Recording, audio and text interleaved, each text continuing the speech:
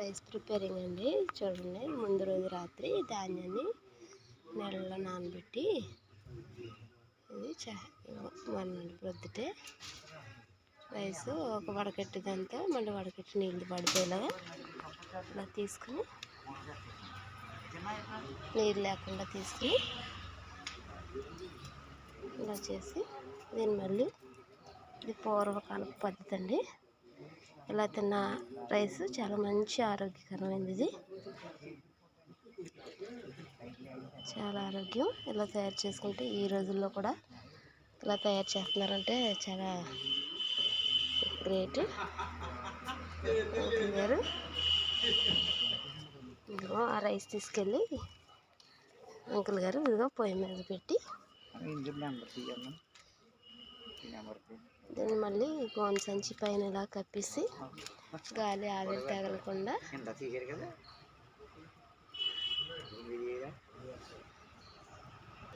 ఇందులో ఇంకా నీరేం అవసరం లేదండి. నీరు వేయకుండానే ఇది ఎలాగ నానబెట్టిన ధాన్యం కాబట్టి ఆ వేడికి ఆ వాటర్ ఉంటుంది కాబట్టి దాంతో మగ్గబెట్టి దాన్ని చక్కగా చూడండి కట్టెల పొయ్యి మీద ధాన్యాన్ని మగ్గ పెడుతున్నారు. అన్నం ఎలాగైతే మనకి ఆవిరి వస్తుందో వేడి చేసుకుంటున్నప్పుడు అలాగా ఆ నీరంతా ఎగిరేంత వరకు ఆవిరి వచ్చేలాగా ఇలా చక్కగా ఉంచి అప్పుడు మళ్ళీ ఆ ధాన్యాన్ని తీసుకుని వెళ్ళి ఇదిగో ఇలా ఒక చోట కుప్పగా పోసి గుడ్డ వేసి ఆవిరి వెళ్ళకుండా చక్కగా వస్తే ఇవి పొట్టలు వస్తాయంటండి.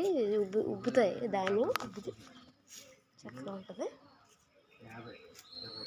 దీన్ని మళ్ళీ తీసుకెళ్ళి పైన కొద్దిసేపు ఇలా ఉంచి ఆవిరి చల్లారిదాకా మళ్ళీ పైన చాలా చక్కగా కమ్మటి వాసన వస్తున్నాయండి. ధాన్యం అయితే ఉడికిన తర్వాత చాలా బాగుంది సువాసనగానే. ఈ ధాన్యాన్ని మళ్ళీ పైకి తీసుకుని వెళ్ళి ఎండలో ఆరబెట్టి తడంతా ఆరేంత వరకు ఉంచి దాన్ని మళ్ళీ మిల్లుకి తీసుకెళ్ళి ఆడిస్తారు. ఇదిగో చూడండి, ఉడకబెట్టింది ధాన్యం కొంచెం పొట్టలు వచ్చిన చూసారా, ఇది ఉడకబెట్టిన ధాన్యం. ఇది ఆవిరి మీద ఇది చాలా ఆరోగ్యానికి చాలా మంచిది. దీన్ని మళ్ళీ అలా ఎండలో ఆరబెట్టిన తర్వాత మిల్లుకి తీసుకెళ్ళి చూసారా ఆవిరి ఎలా వస్తుందో, పొగలు వచ్చి ఆవిరి వస్తుంది. ఆ ఆవిరికి లోపలంతా మగ్గుతుందండి. అది చక్కగా ఉంటుంది. చాలా రైసు ఆరోగ్యానికి చాలా మంచిది. ఈ రోజుల్లో షుగర్లు అవి రాకుండా మన ఆరోగ్యం మనం కాపాడుకోవడానికి ఇంత ఆరోగ్యకరమైనది. ఇది పూర్వకాలపు పద్ధతి ప్రకారం ఇలా తయారు చేస్తున్నారు.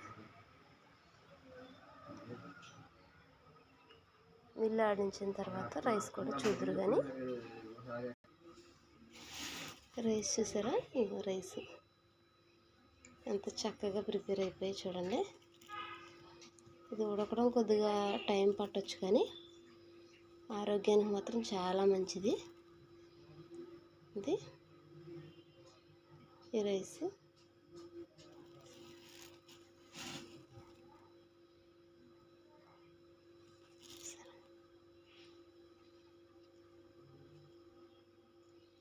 చూసారా ఫ్రెండ్స్. ధాన్యాన్ని మనం ఆరోగ్యంగా ఉండాలంటే ఇలా తయారు చేసుకోవచ్చు.